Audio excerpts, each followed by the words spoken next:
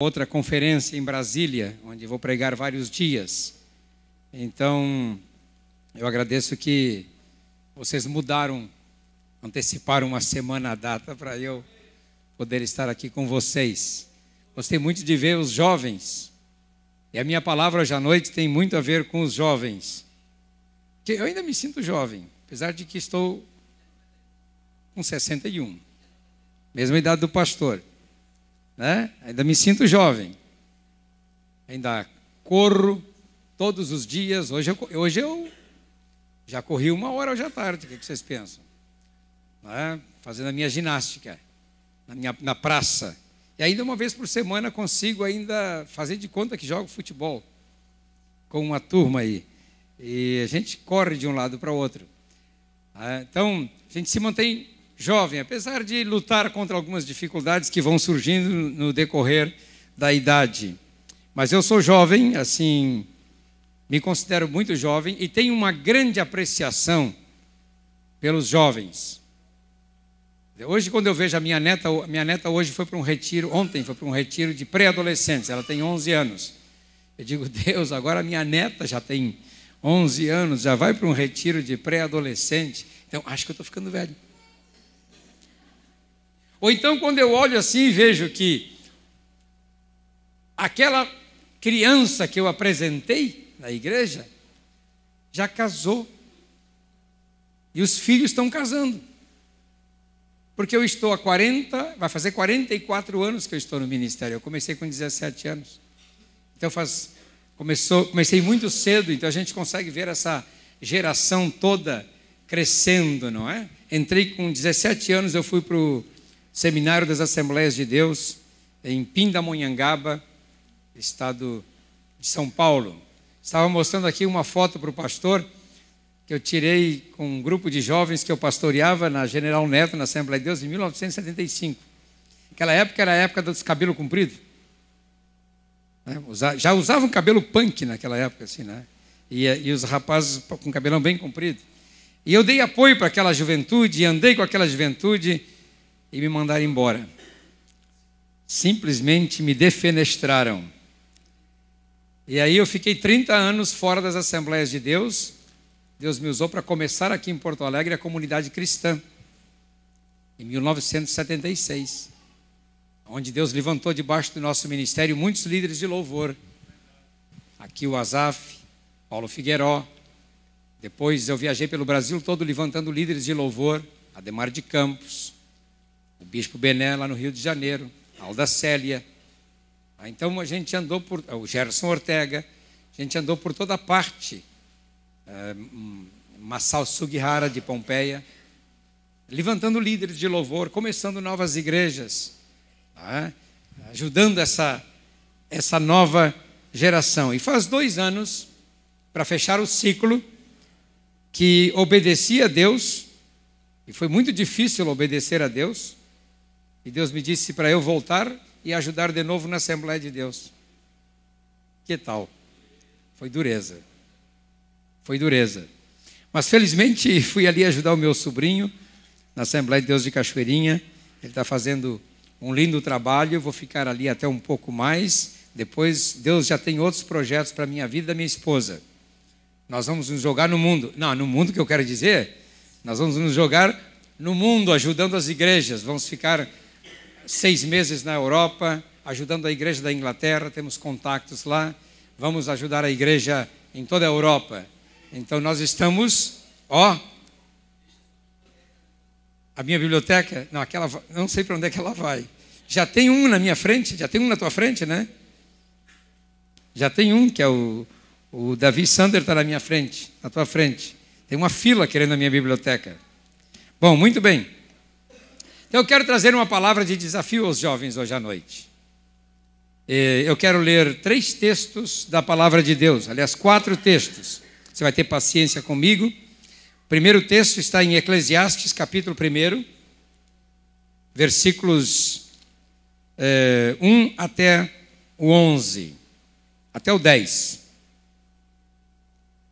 Esse texto aqui é muito interessante. Palavra do pregador.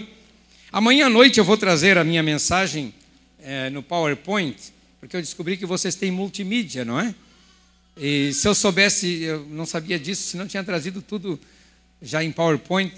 Trago o meu pendrive, boto ali, entra pendrive ali, boto o meu pendrive ali e já... Aí vocês não precisam abrir a Bíblia, vão acompanhar todos os textos pelo multimídia, fica mais fácil. Mas essa mensagem eu preparei hoje à tarde e eu não sabia que tinha multimídia. Mas geralmente os meus sermões todos estão no multimídia. Palavra do pregador, filho de Davi, rei de Jerusalém. Vaidade de vaidades, diz o pregador, vaidade de vaidades, tudo é vaidade. Deixa eu explicar aqui a palavra vaidade. A palavra vaidade não tem o sentido que os crentes pensam. Aquele homem é muito vaidoso. Não tem o sentido de vaidade de você querer fazer maquiagem, usar joias, botar botox. Eu já botei uma vez botox aqui, sabia?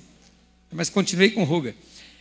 Então, não é nesse sentido de vaidade que o pregador está falando. O pregador está falando de coisas passageiras. Vaidade aqui quer dizer coisas que passam. Esse é o sentido de vaidades no hebraico. Que proveito tem o homem de todo o seu trabalho com que se afadiga debaixo do sol? Geração vai e geração vem, mas a terra permanece para sempre. Levanta-se o sol e põe-se o sol, e volta ao seu lugar, onde nasce de novo. O vento vai para o sul e faz o seu giro para o norte. Volve-se, revolve-se na sua carreira e retorna aos seus circuitos. Todos os rios correm para o mar, e o mar não se enche. Ao lugar para onde correm os rios, para lá tornam eles a correr. Todas as coisas são canseiras tais que ninguém as pode exprimir. Os olhos não se fartam de ver, nem se enchem os ouvidos de ouvir. O que foi, é o que há de ser. E o que se fez, isso se tornará a fazer. Nada há, pois, novo debaixo do sol. Diga comigo, não existe nada novo debaixo do sol. O que já havia no tempo de Salomão tem hoje. Há alguma coisa que se possa dizer, vê, isto é novo? Não. Já foi nos séculos que foram antes de nós. Esse texto eu faço questão de ler, porque esse texto mostra como a vida faz um ciclo, como a vida é passageira, como as coisas voltam ao seu começo. Então, quando você analisa os costumes, quando você analisa a inologia da igreja, quando você analisa os cultos, quando você analisa todas as coisas, você descobre que a vida vai sempre fazendo este círculo. Ela faz também um ciclo, as coisas vão se repetindo. Muito bem. Agora vamos abrir outros textos. O texto que vocês têm aqui, 1 Pedro 2,9, nem vou ler. Vocês conhecem de cor, não é? Esse texto você conhece de cor? Hein? Vocês, porém, são geração eleita. E eu vou ficar só com essa frase aqui. Geração eleita. Agora abram Atos capítulo 13, versículo 36. Porque, na verdade, Davi, tendo servido a sua própria geração. Então aqui Pedro diz que nós somos a geração eleita. E aqui Paulo, ao pregar, diz assim, na verdade, Davi, tendo servido a sua própria geração. A grande pergunta que nós fazemos hoje é, eu estou servindo a minha geração? Você está servindo a sua geração? E é com base nesse texto, não é? E mais o de 1 Timóteo 4,12, 1 Timóteo 4,12, vamos abrir ali. Quando Paulo dá uma orientação a Timóteo, ele diz, ninguém despreze a tua mocidade. Que a mocidade sempre é desprezada, né? Ah, ele é inexperiente, ele é muito jovenzinho, ah, ele não tem experiência nenhuma, nem a Bíblia conhece direito. São os que desprezam a mocidade. Paulo diz, ninguém despreze a tua mocidade.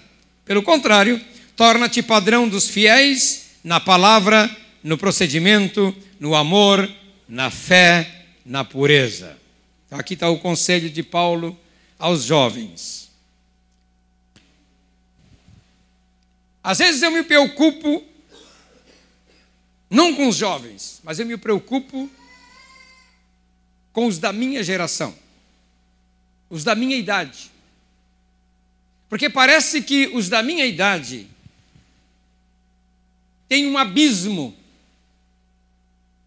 com a geração dos jovens de hoje. Esses dias me chamaram para eu falar numa classe de pré-adolescentes, 9 a 13 anos. Eu disse, queridos, existe um abismo entre eu e essa geração. Como é que você quer que eu vá ministrar para eles? Chamam uma menina de 15 anos, um rapaz de 16 anos, 17, para ministrar para os pré-adolescentes. Por que eu, um avô, vou ministrar para essa turma? Eu tenho muita coisa a dizer, mas existe um abismo entre nós. Tem que ter outros jovens desta geração que ministre para esta geração. Eu ministro para outra geração, estão entendendo? Por isso que é importante você captar essa palavra de Paulo, tendo Davi servido a sua própria geração. Você é responsável pela geração em que você vive.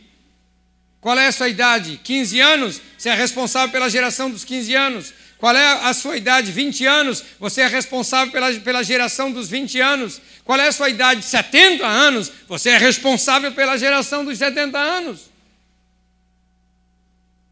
Você servir na sua geração. Então me preocupa muito os velhos. Porque hoje, quando eu olho para trás, eu me vejo naquela geração, em 1964, quando Deus me chamou para o ministério, eu fui super incompreendido. Mas eu tive uma experiência com Deus na noite do dia 24 de fevereiro de 1964, às 8h30 da noite. Naquela época a gente não tinha televisão. O único canal de televisão que estava entrando em Porto Alegre ainda era a Rede Tupi. Não tinha televisão. Quer dizer, os filmes para passar na Rede Tupi vinham de avião lá de São Paulo, nos rolos de fita para passar aqui. Era uma geração muito antiga. Naquela noite eu estava orando. Eu tinha 17 anos. Quantos aqui têm 17 anos? Levanta a mão sem vergonha, vamos ver. É isto. Olha lá, 17 anos. Hoje é a tua noite. Hoje Deus vai te chamar para o ministério. 17 anos. E eu estava orando, Deus me chamou para o ministério. E começaram os conflitos na minha família. Começou o conflito com o meu pastor, com os meus pastores. Meu pastor não quis nem assinar a carta de recomendação. Porque eles não criam na geração que estava sendo levantada. Mas hoje eu quero dizer, eu aposto na nova geração. Porque esta nova geração vai fazer a igreja entrar no reino. É como a geração de Josué. A geração de Josué, a de Moisés, estava muito velha para entrar na terra prometida. Morreu toda ela no deserto, inclusive Moisés. Tiveram que morrer no deserto. Mas a geração de Josué entrou e possuiu a terra. E vocês são a geração que vai fazer a igreja triunfar sobre a terra, vai fazer a igreja invadir a terra. Eu aposto na geração de vocês, mas eu não aposto nessa geração de velhos. Eu não estou falando de ti, tá, Luiz? Porque tu é jovenzão como eu, né? Daqui a pouco nós vamos dançar junto aqui em cima, tá? Ele ficou com vergonha quando chamaram ele para dançar, ele ficou com vergonha de mim. Eu notei isso, mas ele tinha que... Cara, eu fui, durante anos do meu ministério, eu que ensinei coreografia para os jovens. Hein? Que eu fiquei parado também, né? Fiquei te respeitando, né? Mas eu que ensinava a coreografia para os jovens. Eu chegava nos retiros, vou ensinar coreografia para vocês, né? Alegre, alegre. Eu dançava a coreografia. Nós somos o povo a quem Deus libertou. Ensinava a coreografia.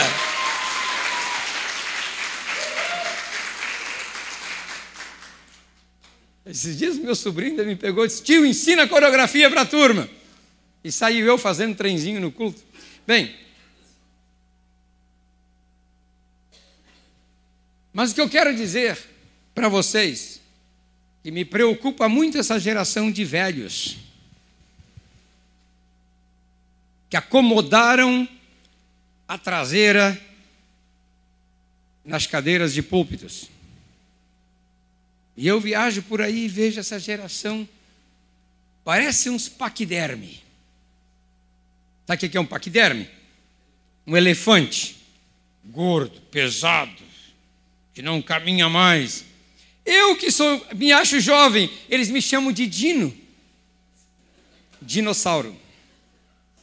Eu digo, eu sou o Dino. Tudo bem, eu sou o Dino, dinossauro. Mas me preocupa essa geração de velhos.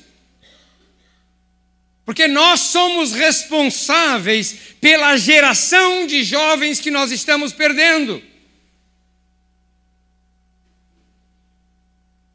Vou fazer 62. Estava falando com a minha esposa, querida, daqui até os 80, o que eu vou fazer agora? Eu não quero ser pastor presidente de igreja. Meu ministério que Deus me chamou, o ministério profético, e é o ministério de ensino. Então o que eu vou fazer? Eu vou dedicar os últimos 20 anos, se o Senhor me ajudar a viver até os 81, né? 82, ativo no ministério, que vai ser meio difícil com 82 dar meus pulinhos, mas tudo bem. Não é? Quero dedicar ao ensino e à preparação de novos líderes. Preparar novos líderes. Mas eu vejo que tem uma geração de pastores em algumas denominações hoje que eles têm prazer em sufocar, em trucidar, em matar a geração jovem. E eu só não morri porque eu conseguia sair debaixo dos braços deles rapidamente. E fui fazer a vontade de Deus. Porque senão eu tinha morrido. Eu só não morri porque eu tinha uma convicção no meu coração. Deus me chamou para o meu ministério. Não importa se pise em cima de mim, eu vou realizar a obra de Deus. Eu quero servir a minha geração. E eu comecei a andar com outras pessoas que tinham essa visão de transformar a sua geração. E nós precisamos entender, no meu tempo, qual era o xodó na década de 60, Luiz. Você é de lá também. As calças Levi's. Boca de sino, a gente usava umas bocas de sino assim, né? Que encobriu o sapato. Era bem apertadinho aqui na coxa e aberta lá embaixo, do joelho para baixo ela abria, né? Você via minhas fotos de boca de sino, você tem também? Você não tem fotos daquela boca de sino? Rasgaram? Já devia ter guardado. As calças de boca de sino. Ah, o meu cabelo era Elvis Presley. Ah, saudade do meu cabelo. Ah, saudade, Igor, do meu cabelo. Um dia tu pode sentir saudade do teu também. É?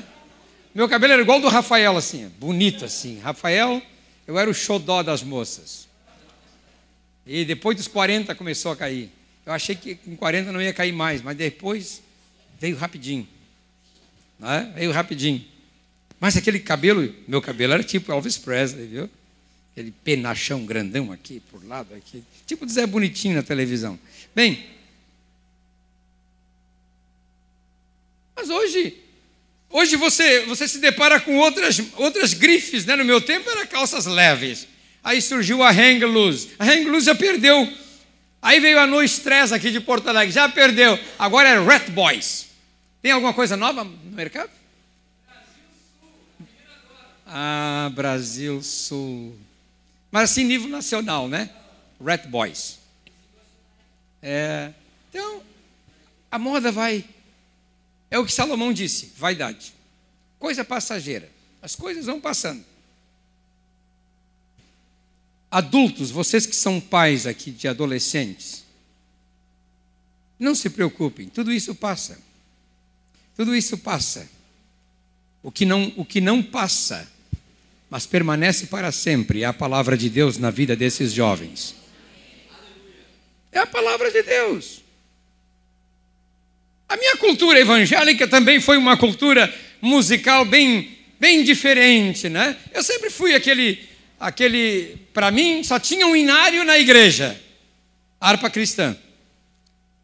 Não, os do cantor eram até especiais, mas era harpa cristã. Depois, quando eu fui para os Estados Unidos em 1969, eu fiquei 1 ano e meio nos Estados Unidos, aí eu me deparei com um mundo diferente. Um mundo diferente. Eu fui para os Estados Unidos naquela época da Revolução de Jesus, chamada Revolução de Jesus, os hippies, lá em Los Angeles, São Francisco, e eu morava em São Francisco, uma geração diferente, totalmente diferente, que no Brasil nem tinha aquela geração ainda. Chegar um hippie para você num culto e dar o pão da ceia, ele com aquelas roupas todas desajeitadas, né? Tudo rasgadão assim, de pé no chão, cabelão comprido, cheio de piercing. Meu irmão, eu quero repartir o corpo de Cristo com você. Geração diferente. Aí eu comecei a ouvir novas músicas, nova cultura. Deus foi abrindo os meus olhos para eu perceber a diferença. E lá nos Estados Unidos, em 1969, Deus colocou no meu coração a semente do meu primeiro livro, que eu escrevi em 1985. É um livro que até hoje ainda vende na editora. Eu não recebia tempo de trazer para vocês, mas é um livro que até hoje a editora Betânia publica, que é o Ministério de Louvor da Igreja. Alguém já leu aqui? É você, né? Ali também já leu? Ministério de Louvor da Igreja.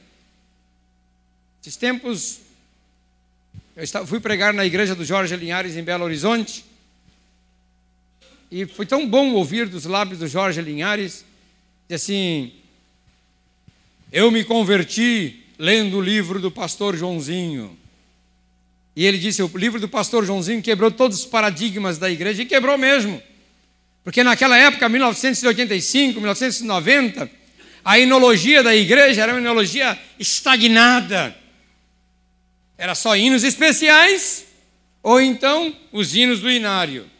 Era uma enologia estagnada. E eu começo a botar no livro ali que nós temos que quebrar com aqueles paradigmas antigos e usar o retroprojetor e liberar as mãos e dançar e louvar e pular. E você não vai acreditar, mas as denominações históricas, como Assembleia de Deus, foi a que menos leu o livro. Mas os católicos carismáticos, os presbiterianos, os luteranos, começaram a ler o livro. Os congregacionais, e mudou a história da vida dessas igrejas. Mas eu tive que ser jovem, eu tive que ir com coragem. Ninguém tinha escrito um livro no Brasil sobre essa questão de louvor. Deus me deu a graça de escrever. Então eu digo assim, eu servi a minha geração. Hoje ainda sou convidado para conferências de louvor. Claro que quando eu comecei, nós não tínhamos todo esse som da pesada, né? O nosso órgão era órgão, aqueles harmônios de pedal, né? Você lembra daquele? Hoje é peça de museu. Peça de museu. Quando eu fui visitar a fábrica de harmônios ali em Novo Hamburgo, que era o Hammond, o filho dele, o pai expulsou de casa, da fábrica, porque o filho criou o primeiro órgão elétrico, que era o Arbon. Criou o primeiro órgão elétrico. E o pai disse, não, meu filho, na igreja não se pode adorar a Deus com som elétrico. Tem que ser só som acústico. E o filho disse, não, pai, tem que entrar com som elétrico. E fundou o Arbon. E nós fomos dos primeiros na comunidade a comprar o primeiro órgão elétrico, que até aquela época a Yamaha não tinha entrado no mercado aqui no Brasil. Mas estávamos lá com som elétrico, né? Fazendo barulho. A nossa geração não tinha todo esse som. Hoje eu vou nos grandes congressos, Eu digo para os jovens, eu levo meu tampão, meus tampões de ouvido. Eu tenho uns tampõezinhos de ouvido, né? Eu tenho especiais. Quando eu me sento assim no primeiro lugar, que tem aquelas duas torres enormes assim, né? E aí eu boto meus tampões de ouvido. Aí eu ouço acústico, né? Nos rádios, às vezes, não tem assim um botãozinho que você diminui o som, fica mais sufocado. Eu boto meus tampões de ouvido também, né? Para poder aguentar. Mas eles aguentam. Mas nós não aguentamos, os jovens aguentam. E claro que tem havido um conflito muito grande nas igrejas por causa disto. Que eu tenho uma geração que quer pular e dançar, e tem alguns que só querem ficar com o traseiro sentado. Não querem dançar, não querem pular, respeitamos. Mas é cíclico. Você vai mudando. Mas só tem um jeito de alcançar essa geração. Ser igual a esta geração. Temos que ser igual. Esses dias eu fui a um culto de jovens, numa Assembleia de Deus. Calor assim, terrível, um sábado à noite. Horário de verão. Chego lá 8 horas da noite, o sol está batendo ainda nos vidros da capela. E os jovenzinhos tudo de gravata, né? E eu, assim, é culto de jovem. Fui de camisa por lá de fora das calças, de jeans, na Assembleia de Deus, isso aí é terrível, né? Aí eu disse para eles, como é que vocês querem ganhar essa geração? A geração de hoje não usa gravata. A geração de hoje não anda de gravata. A geração hoje anda de tênis, calça jeans. Agora, vocês chegam aqui sábado à noite, vocês vão evangelizar. Qual é o jovem que vai dizer assim, tá louco, vou lá para aquela igreja para ficar quadrado igual a eles, andar de gravata sábado de noite. Tá louco? Eu disse, tira a gravata. Todo mundo tira a gravata aí. Mandei eles tirar a gravata. Eu disse para eles, vamos ficar à vontade. Aí, a partir daquele dia, o pastor deles pediu assim, agora vocês, sábado à noite, no culto de jovem, ninguém vem de gravata, tá? Eu disse para eles, em 1950, o Luiz se lembra disso. Eu só vou chamar a memória dele. Tua não, tá, Enéas? Mas a do Luiz, sim. Eu tenho fotos de meu pai, de 1952, 54, 55, e eu tenho fotos daquela época em que as famílias de Porto Alegre, para passear no Parque Farroupilha e na Praça 15, no centro, botavam terno e gravata. Era costume. A sociedade botava terno e gravata. Papai se engalanava todo para tomar cerveja na Praça 15. Aí pegava os filhos para nós passearmos no Parque Farroupilha, todo mundo com a melhor roupa, e ele também de gravata e terno, para passear no Parque Farroupilha. Mas era costume, toda a sociedade usava terno e gravata nos domingos. Mas hoje, se você tiver domingo no Parque Farroupilha de terno e gravata, vão dizer que aquele cara da Deus e Amor está fazendo aqui. Ou da Betel, ou da Assembleia. Costume mudou, meu amado. Esses dias eu fiquei feliz que um dos meus sobrinhos foi a um congresso mundial, a um congresso que tem a cada 4 anos de missões aqui no Brasil. E ele disse, tio, eu fiquei admirado, porque estava a Ana Paula Valadão sentada na frente de chinelinho de dedo, e estava o fulano de tal, o Beltrano, o Cicrano, que são nomes famosos, tudo de jeans, camisa de fora das calças, chinelo de dedo na reunião. Eu disse assim, e só eu de gravata. Cheguei lá, me assustei, corri para o hotel, tirei a gravata. O Oséias, meu sobrinho, que é pastor hoje em Mostardas, ele ficou assustado. Esses pastores estão atualizados. Eu estive semana passada num encontro de líderes nacionais em São Paulo. Era um encontro com... Eles chamam de ministérios apostólicos. E tinha do Chile, da Argentina, da Europa, não é? E eu gosto muito de ver essa nova geração de pastores, sabe? Aquelas cheias de corrente de ouro aqui, corrente aqui, camisa pela fora das calças, tão bem à vontade. Tão bem à vontade. sem este estereótipo de pastor. Antigamente o pastor assim, terno preto, Bíblia preta. Tem um cara de Bíblia na mão, de terno preto e Bíblia preta, é pastor. Aí esses dias uma irmãzinha veio falar comigo, pastor João, meu filho de 11 anos, fala com ele, pastor. Ele botou aquelas correntes grandes, estão usando bem grande de madeira, umas madeirinhas, né? Eu disse, que é isso, mano? Bota mais 2 no pescoço dele. Deixa o menino. Eu tenho paixão por usar isso aí, não uso por causa dessa geração velha que não me deixa. Como eu gostaria de andar com uns correntão, mas não é mais para meus dias agora, eu falei. Deixa o menino. Gente, as gerações vão e vêm. O que tem que permanecer no seu coração é a vitalidade da fé, a vitalidade da palavra de Deus, a vitalidade de Deus na sua vida. Isso é que tem que permanecer. Eu estou no início da minha mensagem ainda. Meu Deus.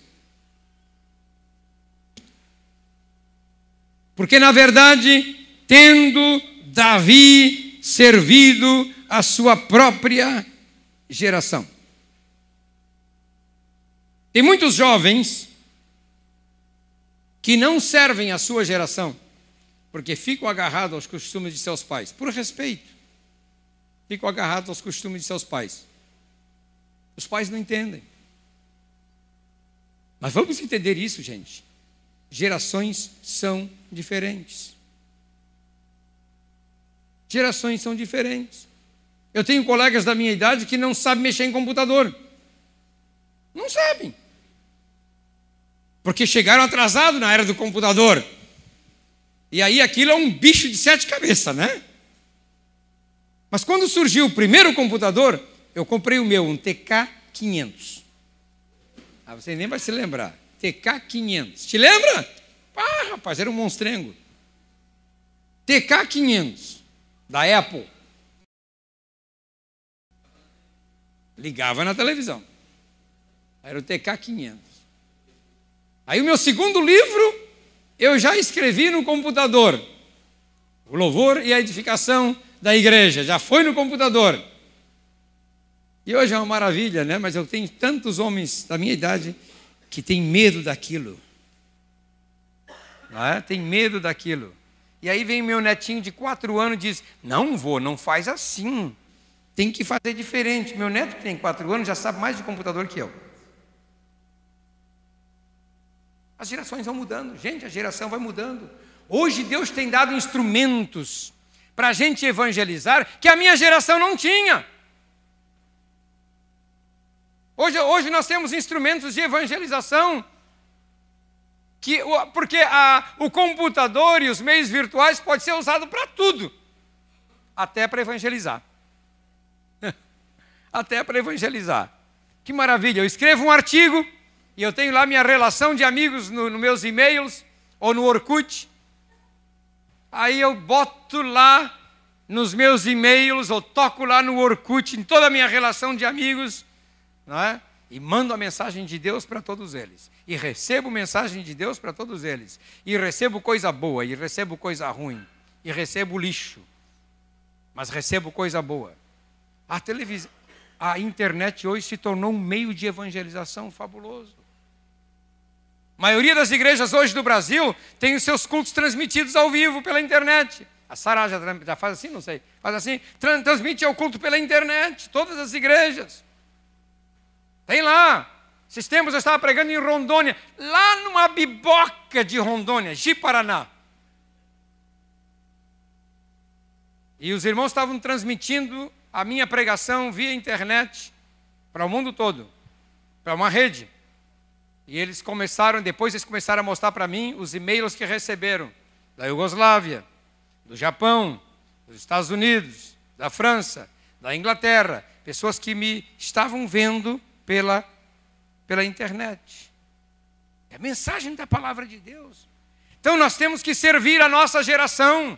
Os jovens têm que servir a sua geração. Os velhos têm que servir a sua geração. Nós temos um compromisso com esta geração. Eu até coloquei uma coisa, eu vou ter que passar um pouco mais aqui. Passar rápido. O irmão se alegrou lá quando eu disse que eu tenho que passar mais rápido aqui. Tá bem, querido, tá bem. Eu entendo a sua situação.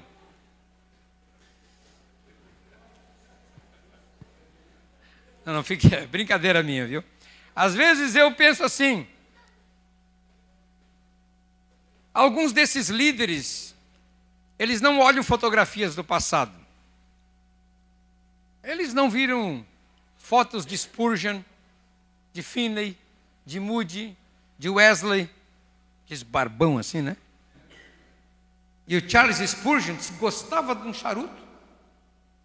Até se brinca muito assim, né? Que quando os crentes da Alemanha chegaram e viram os crentes americanos as mulheres tudo com aqueles penduricalhos nas orelhas e cheios de colares, e os homens com seu vestuário também, diz que eles ficaram tão boquiaberta, os crentes da Alemanha, que deixaram cair o cigarro dentro do copo de cerveja. Então, para mostrar assim que os costumes variam.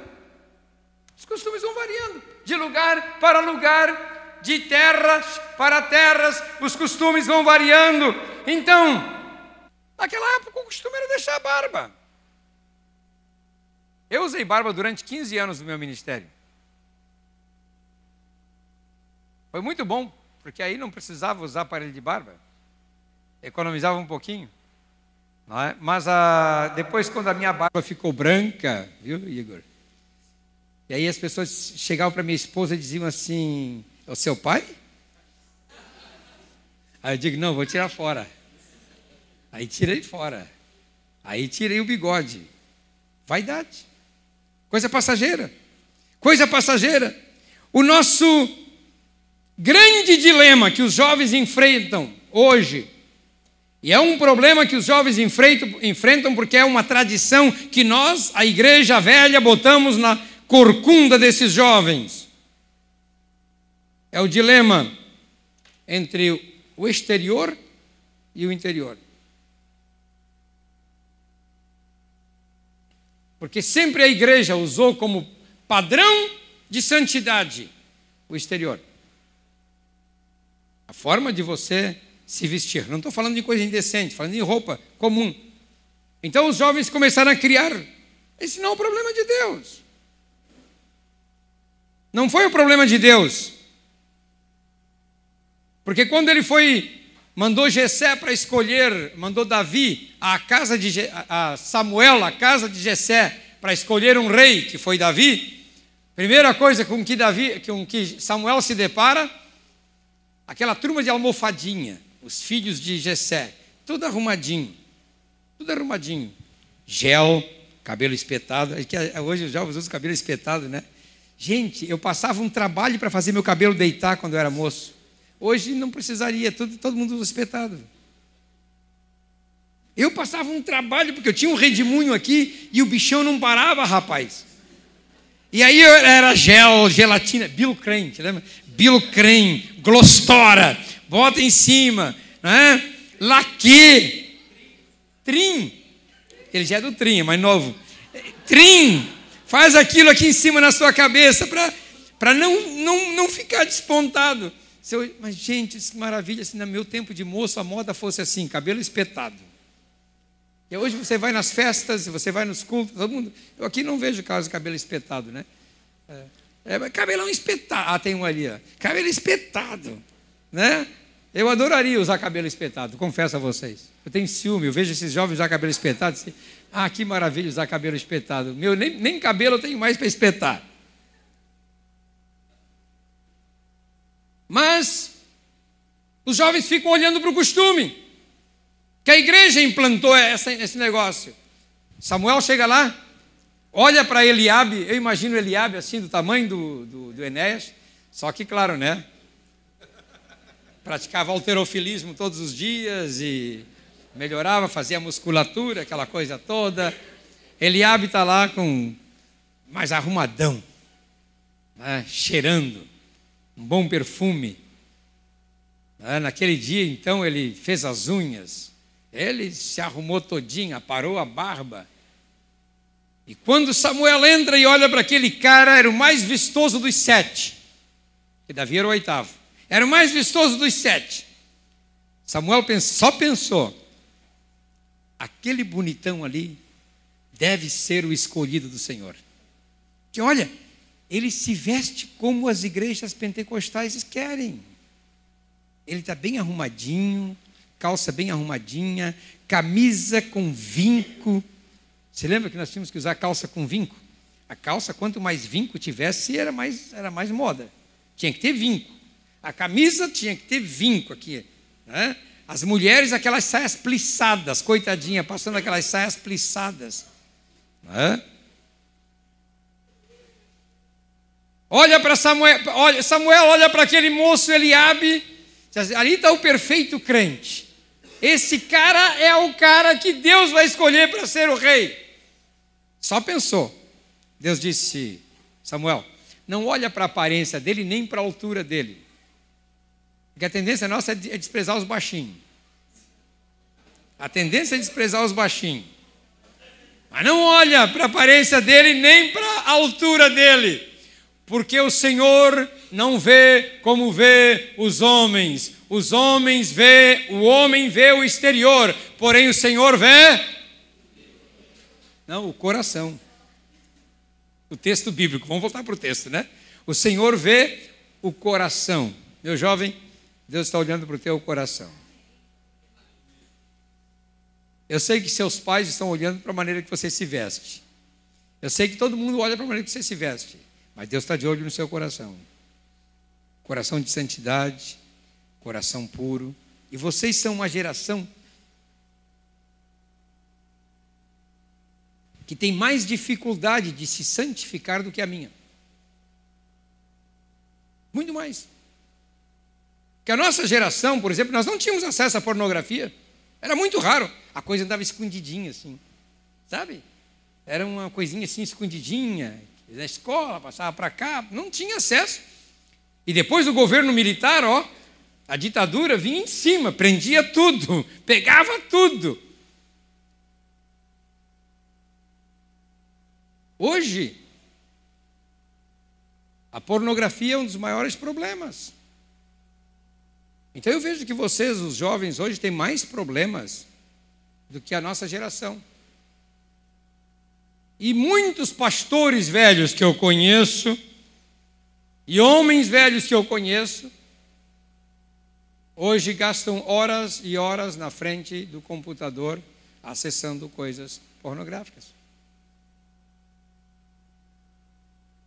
Agora Deus está olhando para o seu coração. Você tem que lutar contra isso. Você sabe que essas coisas vão contaminar você, vão manchar você. E você tem que lutar contra essas coisas. Santificação é o que tem que vir. Desejo de fama, desejo por dinheiro, desejo por enriquecimento, desejo de poder, todas essas coisas se avolumam ao nosso redor. E grandes nomes evangélicos de pastores estão caindo exatamente por isso. Estão caindo por causa disso. Fiquei tão triste agora há poucos dias quando fiquei sabendo que um dos líderes, ele era o meu ícone. Aquele cara não era meu ícone é Jesus, mas eu admirava aquele cara pela história dele. A história no movimento profético mundial. Não vou dizer o nome dele. Mas ele é um cara que foi muito usado por Deus, muito usado por Deus. E ele vem desde 1950 nessa subida. E agora, o ano passado, com 75 anos de idade, teve que confessar o seu pecado e deixar o ministério. Caiu, como cai qualquer pessoa. Mas Deus está olhando para o seu coração. E a geração que vai mudar a terra, a geração que vai mudar a igreja, a geração que vai fazer a igreja entrar no reino, é uma geração santa. Santa. Deus está olhando para o seu coração. Como é que está o seu coração? Grande problema, né? Porque tantas vezes eu orava a Deus, né? Deus, por que o Senhor deixa a gente nesse conflito? Vivemos um conflito. Por que o Senhor nos deixa viver esse conflito? É um conflito tão grande. conflito com a carne, com os desejos, conflito com as nossas emoções. Senhor, não seria mais fácil o Senhor fazer igual a gente vê nos filmes, né? Recebe um jato, recebe um raio e mata a carne. Mas não, a santificação, ela brota exatamente no meio do conflito que você tem.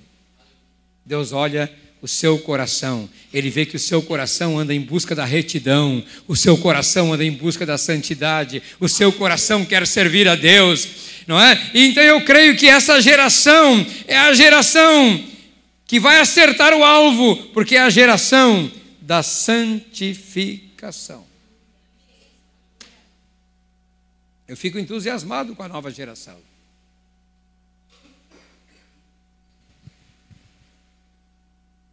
E eu não quero perder essa nova geração. Não quero perder vocês.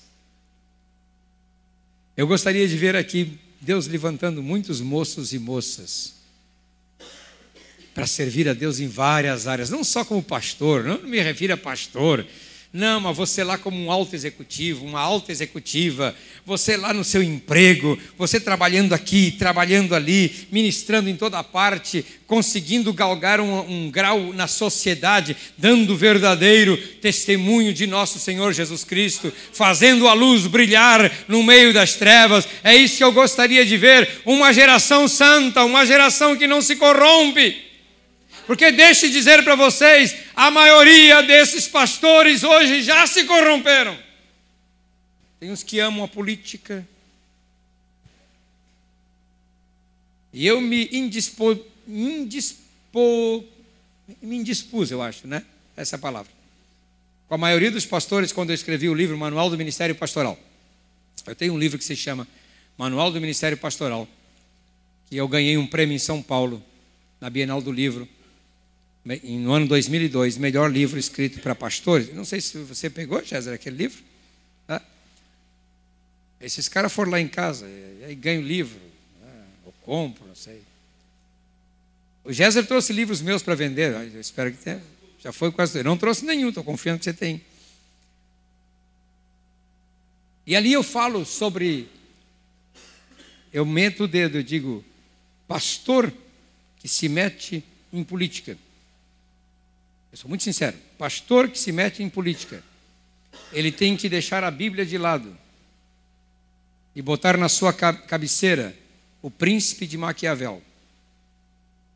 Porque o Príncipe de Maquiavel, aquele livro que o francês Maquiavel escreveu em 1560, 1570, não é? O Príncipe, aquele livro não fecha com essa Bíblia, eles são opostos, porque aquele ensina você a ser trapaceiro, a ser sem vergonha, a iludir o povo, a usar da política para oprimir as pessoas e adquirir vantagem das pessoas. E eu disse no meu livro, ou você fica com a Bíblia, ou fica com Maquiavel. Ou você participa dos fóruns do trono de Deus, ou você participa dos fóruns escondidos da política. Mas você não pode circular entre os dois. Você não pode circular entre os dois. Então, jovens, Deus quer de vocês um compromisso com Ele, santidade. Oh, maravilha! Isaías 6:1 começa assim, né? No ano em que morreu o rei Uzias, eu vi o Senhor assentado num alto e sublime trono. Querubins e serafins estavam sobre ele, com 2 asas voavam, com 2 cobriam os pés, e eles com 2 cobriam o rosto, e eles diziam continuamente, Santo, Santo, Santo, é o Senhor Deus Todo-Poderoso. E a Bíblia diz que Isaías olhou e viu a glória de Deus, mas aí ele fez uma exclamação. Ele disse, ai de mim, porque pereço, vivo no meio de um povo de impuros lábios. E ele também tinha impuros lábios. Diz que naquela hora, um dos serafins voou para ele, trazendo uma brasa de fogo e tocou nos seus lábios. A glória de Deus sempre manifesta o nosso pecado. A glória de Deus, ela é importante, porque ela sempre manifesta a minha iniquidade. Quanto maior a glória, maior é o seu arrependimento. Quanto maior a glória, maior é a sua prostração. Quanto maior a glória de Deus, mais confissão de pecados você tem na sua vida. Eu quero que essa geração nova que Deus está levantando, uma geração de arrependida, uma geração que busca o arrependimento, uma geração que busca a santificação. Então, o conflito que você tem entre o exterior e o interior, eu digo para você, deixe de ligar para o exterior, ligue para o seu interior. É aqui que Deus está vendo a intenção do seu coração. E Ele vai dizer, eu amo esse rapaz, eu amo essa moça, eu quero separar para mim, eu quero separar para a minha obra. E eu quero dizer para vocês, vou concluir agora, minha hora passou rapidamente, hein? Também me deram atrasado. Eu já preguei mais de uma hora. Eu quero dizer para vocês, não é pregação, estou tendo uma conversa com vocês. Eu larguei de lado aquela pregação aristotélica. Aquela pregação aristotélica empolgada.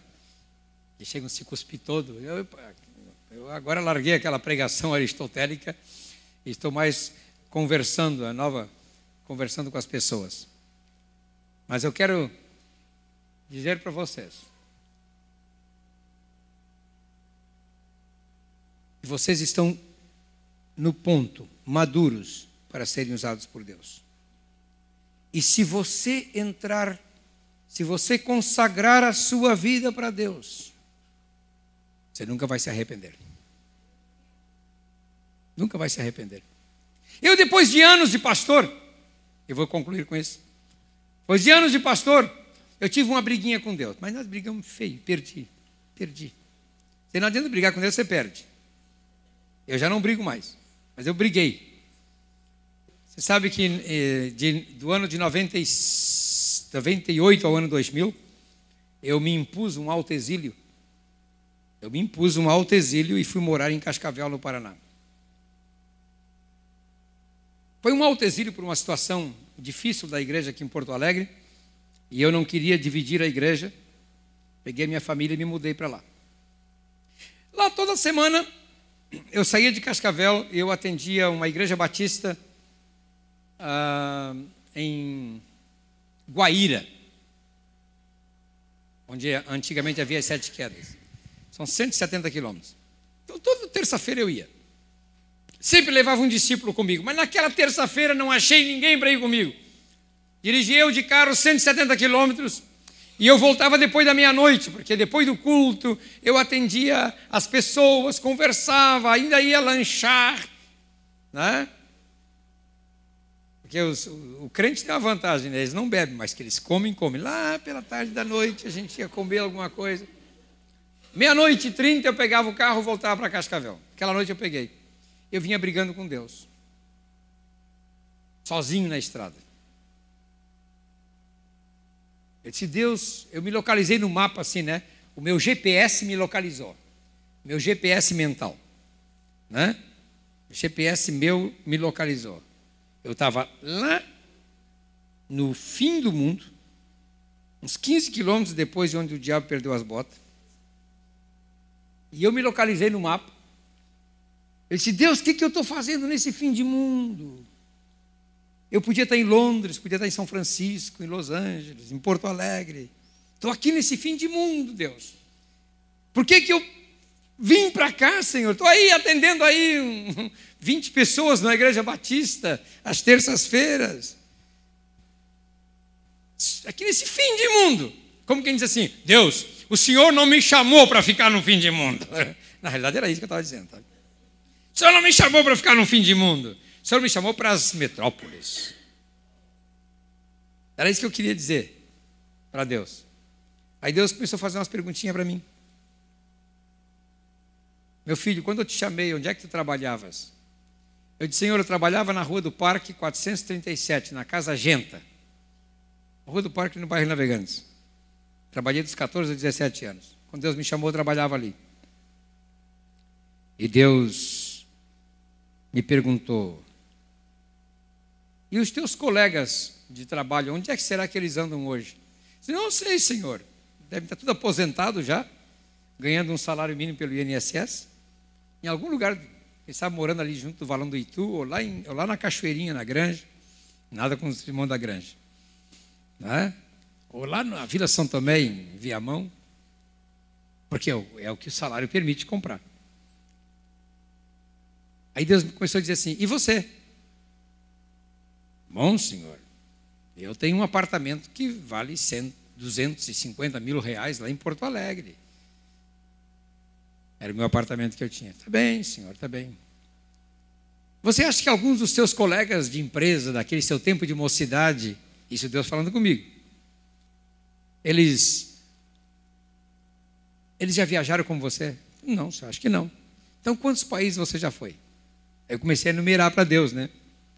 Comecei a enumerar. Europa, Ásia, América do Sul. Um calhamaço de país aí, né? Eu já andei por tantos lugares. Aí Deus disse, pois é. Eles nunca foram a lugar nenhum. E os teus colegas pastores, quantos deles têm livros escritos como você? Eu digo, Senhor, pelo que eu sei, do Rio Grande do Sul, eu sou o maior escritor, que mais tem livro publicado. Aí o Senhor me disse, depois da segunda vez que eu te chamei, onde é que tu trabalhava? Senhor, eu trabalhava na importadora e exportadora Pampa. Eu era tradutor, intérprete, eu era secretário bilíngue daquela empresa. Foi uma fase de ministério que eu precisei me empregar. Quando a Assembleia de Deus me mandou embora, me deu um chute na traseira, me mandou embora, fiquei desempregado, fiquei sem salário. Fui trabalhar de tradutor e secretário bilíngue numa empresa. Ganhava muito bem. E o Senhor me disse, onde é que está a empresa? A Pampa. Eu disse, Senhor, já faliu. Pois é, a Casa Genta faliu. A Pampa importadora e exportadora faliu. E aí Deus me disse, meu filho, a minha igreja nunca vai falir. Mas me deu uma chapuletada. Como quem diz assim, meu filho, você está na empresa certa. Você está no lugar certo. Então eu quero dizer para você, jovem, moço e moça, pode se envolver à vontade na igreja. Se Deus chamar e disser, pode largar tudo e se envolver na igreja, porque a igreja é eterna, ela nunca vai falir.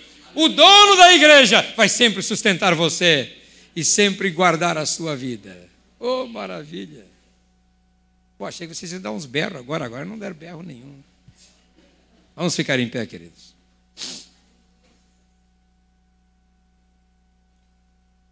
Eu gosto de ver esses meninos aí. Estava vendo o Igor aqui, né? O Rafael. A pastora do Rafael eu conhecia muitos anos atrás, a irmã Maria Siema. A gente fazia culto na casa dela, lá em cima, perto da TV Gaúcha. Tinha um apartamento muito lindo, com vista para o Guaíba. Muito envolvida. Encontrei com ela a última vez, em 95, na Coreia do Sul. Na Maria Siema. Gente, eu quero dizer para você, sirva a sua geração. Eu desafio você a servir a sua geração. Pense bem qual é a sua geração. Olha para mim e para o pastor. Nós somos a geração, quer dizer, não tão passada, mas é a geração que está passando. Nós somos a geração que está passando. Eu ainda quero dedicar mais 20 anos do meu ministério ao ensino, à palavra, ao incentivo.